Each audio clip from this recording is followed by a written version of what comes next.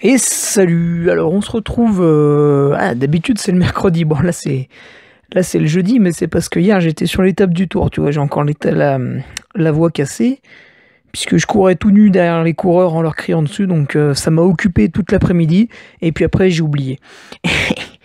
Une fois que je suis revenu, puis tu sais, il y a tous les bouchons, tout ça, parce que moi je vais voir l'étape du Tour, mais il y a plein de cons qui ont la même idée, alors bon c'est un peu chiant. Du coup, podcast numéro 28, ce jeudi, comment minimiser l'effet vacances. Alors l'effet vacances, c'est Karim qui me posait la question, je pense que... Non, attends, c'est qui? je... Ah bah je sais plus. Ah bah tu vois, c'est bien. Comment minimiser l'effet vacances? Ça dépend un petit peu de ce qu'on met dans les vacances, tu vois. Est-ce que c'est se saouler la gueule pendant une semaine à Ibiza? Là, je te cache pas que ça va être compliqué. Ou est-ce que, bon, c'est des vacances en famille, dans un lieu qui peut permettre l'activité physique, où là, on va pouvoir trouver des compromis.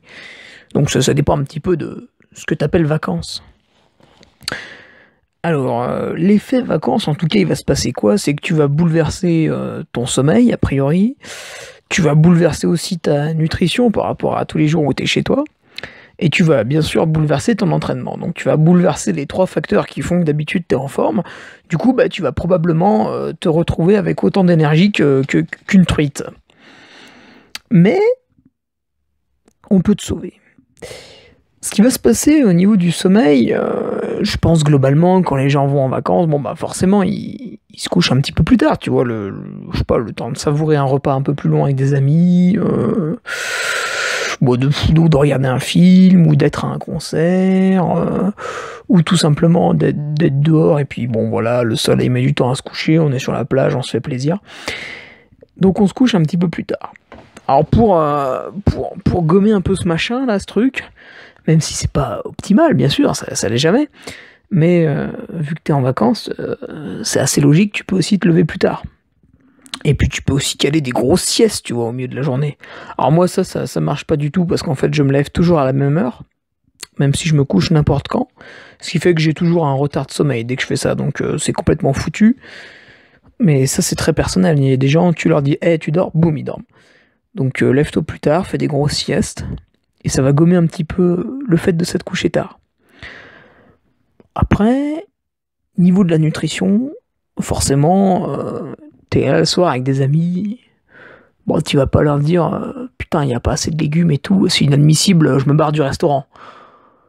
Enfin, ou alors tu peux le faire, mais tes amis vont peut-être pas te suivre très très très très longtemps, donc un peu de tolérance. Et disons que le soir, tu vas manger, entre guillemets, n'importe quoi. Bon, après, c'est pas parce que t'es dehors que t'es forcément obligé de manger de la tartiflette ras le ventre jusqu'à ce qu'il pète. Hein. Tu peux très bien manger plus léger, tout en ce que ça soit bon quand même. Je sais pas, par exemple, l'autre fois, j'étais sur la plage, ça m'arrive des fois, et restaurant, tac, et bah petite gambas grillée, voilà, c'était gentillet, petite salade en entrée, puis en fait du coup c'était parfaitement nickel. Mais c'est vrai que j'aurais pu tout aussi bien prendre une grosse pizza bien crade, mais du fait de la chaleur j'en avais pas envie, donc voilà.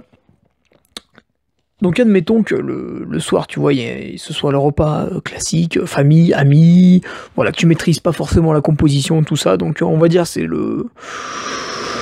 le repas hasardeux. Ce que tu peux faire, c'est que le matin, tu ne déjeunes pas. C'est-à-dire que tu te lèves et voilà, point barre, t'es levé, terminé. Et en fait, ça colle pas mal avec le fait que tu t'es couché tard. Parce que du coup, tu t'es couché tard, tu te lèves tard, donc bon, je sais pas, c'est 10h, c'est 9h, c'est 11h, enfin je sais pas. Bon bah voilà, il n'y a pas besoin de petit déjeuner, donc ça déjà, tac, tu rayes. Donc t'as peut-être mangé plus le soir, mais vu que t'as pas fait le petit déjeuner le matin, c'est tout bon. Et puis, tu peux même pousser la réflexion, pourquoi pas aussi jeûner le midi, tu vois. Ça n'a jamais tué personne. Tout le monde en a peur, mais en fait, les gens ont peur de l'inconnu, c'est tout. Voilà, donc du coup, tu peux te faire ton repas du soir, juste le soir.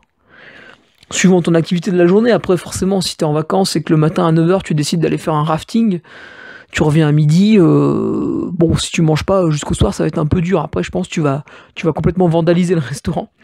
Mais si tu branles pas grand chose et que t'es à la plage, tu peux tout à fait sauter petit déjeuner et déjeuner sans souci. Et puis comme ça, le soir, t'es au resto en famille et ni vu ni connu, boum. Ou alors, le repas du soir, tu peux aussi, voilà, tu peux plus ou moins l'éviter, tu vois, bah, ça peut être un soir où t'es pas bien, où tu dois emmener ta fille ou ton fils ou je sais pas qui quelque part, et du coup tu peux pas être avec les autres, etc. Tu vois, des trucs comme ça. Trouve des astuces. Mais voilà, je pense que pour gommer l'effet néfaste du gros repas familial traditionnel le soir, ça va être surtout le matin, hein, tu me supprimes ce petit déjeuner qui va servir strictement à rien, et puis éventuellement même tu continues le midi. Alors ça, bon, le sommeil et la nutrition, c'est gentil, mais en principe, on s'en remet quand même assez bien. Enfin, on s'en remet surtout entre 20 et 25 ans. Une fois qu'on a passé 25 ans, c'est chaque petit écart se paye beaucoup plus. Hein. Donc, si vous voulez être performant à 40 ans et que vous menez une vie plus ou moins décousue, bah, vous ne le serez pas. Et donc, une fois qu'on a un petit peu gommé les effets néfastes sommeil-nutrition, on va passer à l'entraînement. On va passer à l'entraînement parce que ça, bien sûr, c'est ce qui fait tout. Hein. Si t'as tes heures de sommeil qui sont nickel, si t'es suivi par, je sais pas, un excellent nutritionniste, Anthony Berthoud par exemple, qui te fait tes plats nickel et tout, mais que tu t'entraînes pas, bah tu progresses pas, parce qu'en fait c'est ça qui crée tout, si tu veux. Tu vois, quelqu'un qui ne court pas, il a beau bien dormir, bien manger, s'il ne court pas, il ne court pas, hein, ça reste pareil. Donc c'est l'entraînement qui fait tout, donc c'est quand même ça le principal. T'es en vacances, forcément, tu vas pas pouvoir aller t'entraîner 8 heures par jour. Enfin, ou tu vas peut-être même dans des cas même pas pouvoir aller t'entraîner. Vu que t'es en famille, t'as prévu des activités la journée, etc. Typiquement, je sais pas, plage, visite de musée pour les mecs les plus chiants, visite de ville, visite de je sais pas quoi. Randonnée en montagne, très bien, ça, bonnes vacances, ça, très très bien. Enfin voilà, t'as prévu des trucs la journée, donc tu ne peux pas avoir ton entraînement comme d'habitude. L'astuce la plus facile qui va coller avec l'aspect nutrition, avec l'aspect sommeil, c'est le footing à jeun. Alors le footing à jeun, bon, j'avais fait un podcast là-dessus, ça doit être le 13e ou 14e ou 15e, je sais plus.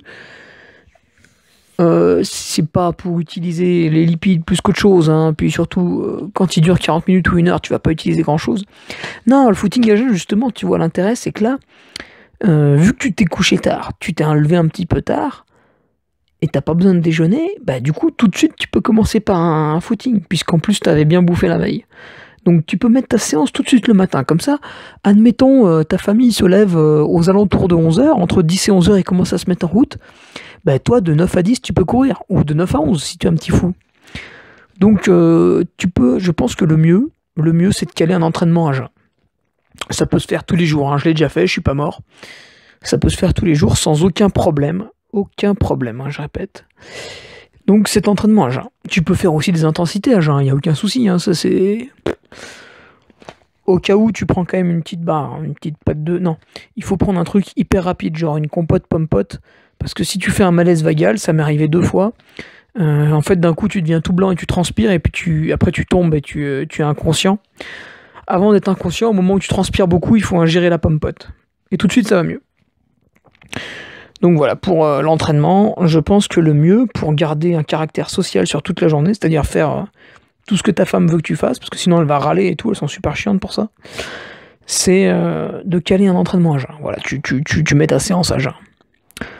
Après, un autre truc que tu peux essayer, bah, surtout si tu prépares des ultras, c'est un jour, voilà, t'es au restaurant, tout ça, avec les gens avec qui tu passes tes vacances, et puis vous allez vous coucher sur les coups de minuit. Bah toi, ce que tu fais, tu pars courir.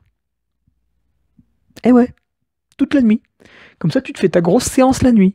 Et puis tu reviens le matin vers 8h et puis tu te couches. Ou vers 7h, enfin 6h, enfin tu fais ce que tu veux, hein, tu fais ta séance de nuit.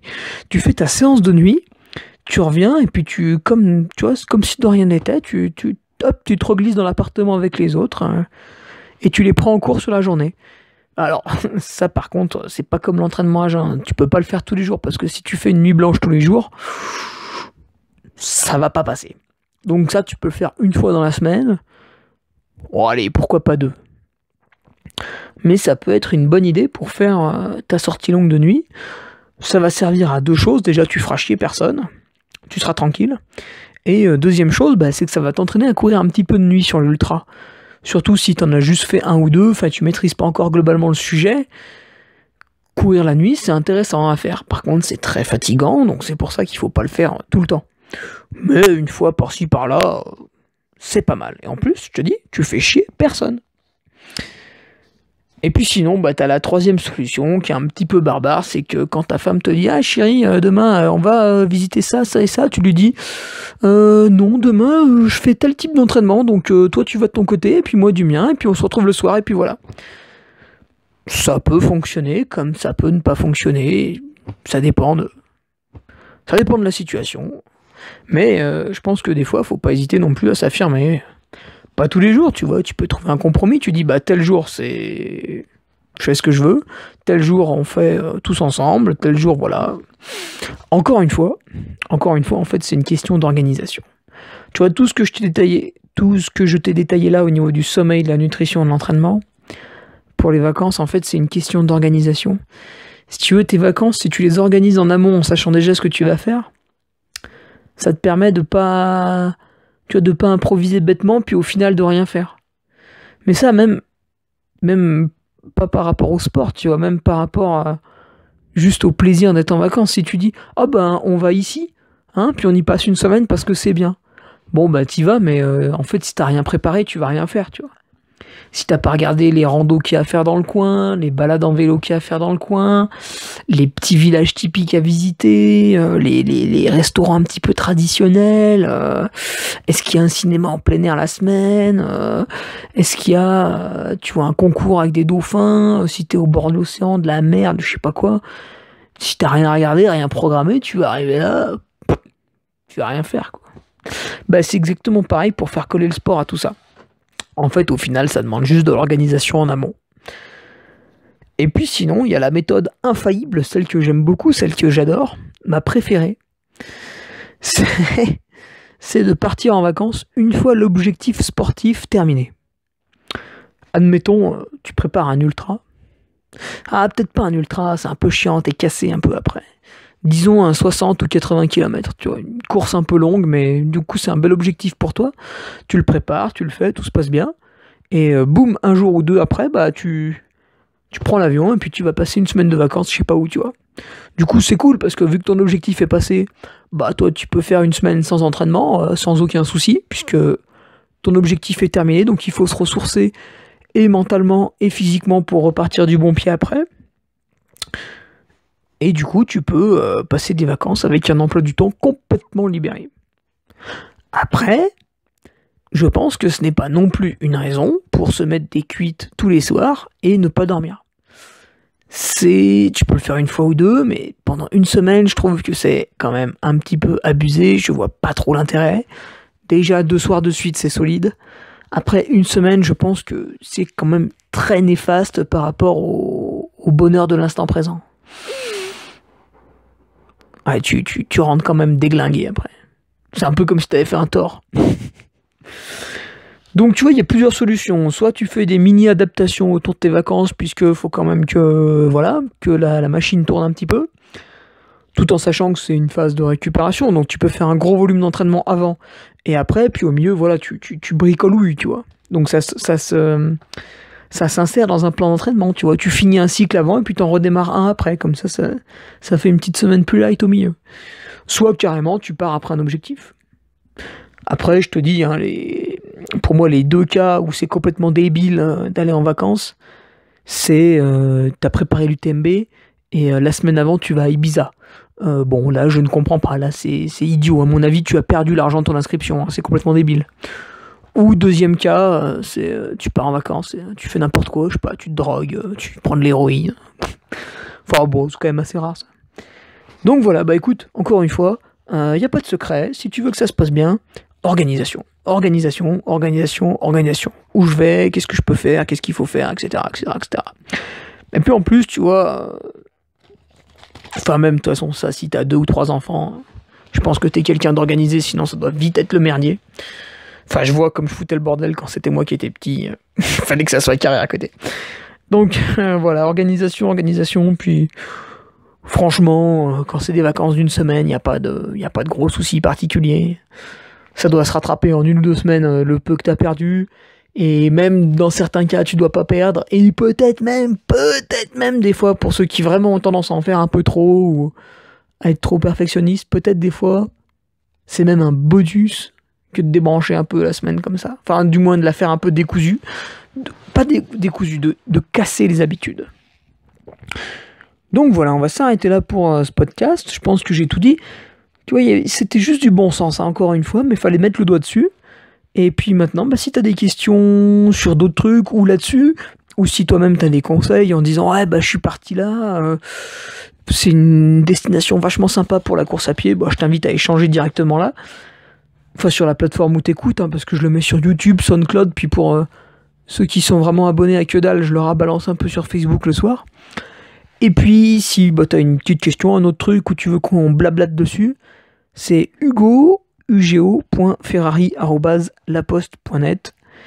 Et voilà, on se retrouve normalement mercredi prochain, puisque le tour sera dans les Pyrénées, donc je risque pas d'aller le voir cette fois-ci.